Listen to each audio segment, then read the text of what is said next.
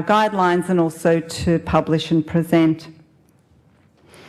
Allograft survivorship care is very challenging for many different reasons, and what led us to wanting to look at some more innovative ways to provide survivorship care in this patient population was based on the fact that we are seeing more significant long-term survival in this patient population, which is obviously a fantastic challenge.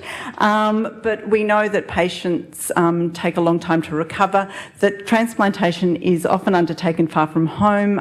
30 to 40% of our patients come from regional, rural and interstate areas. There's significant impact on carers and patients, and that patients are traditionally wedded to their tertiary centre for their forevermore long-term follow-up, and that's not necessarily the best thing for them. So we were really lucky to get a Department of Health and Human Services 3-year grant looking to overcome barriers to providing allograft survivorship care in primary practice.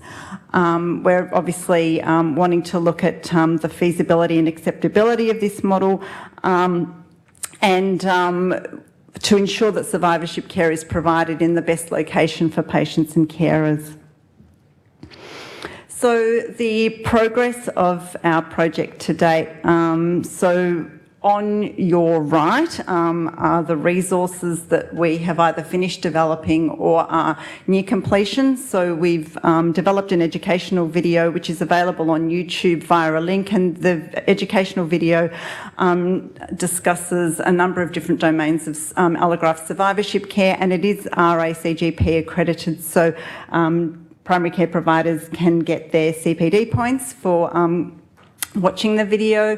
And I'd also like to highlight that we have partnered with the Australian Cancer Survivorship Centre to provide opportunities for clinical placements within our long-term follow-up clinic.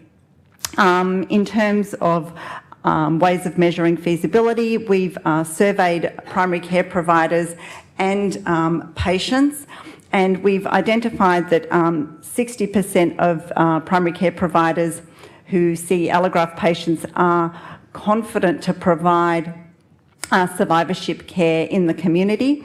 And we've developed a patient eligibility tool that has domains within it based on complexities within allografting to be able to apply to our patient population and identify patients who would be appropriate for shared survivorship care.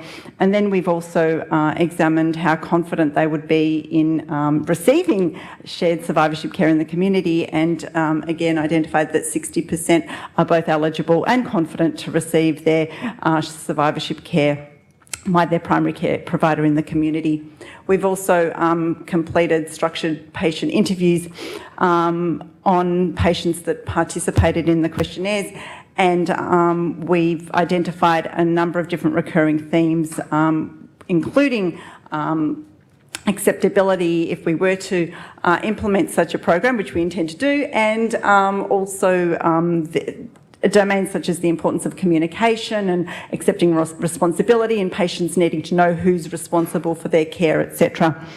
So next steps, obviously, so we're at the point of being able to pilot this project and then obviously evaluate the pilot through comprehensive patient and primary care provider evaluation, and then to roll this out as standard of care for appropriate patients.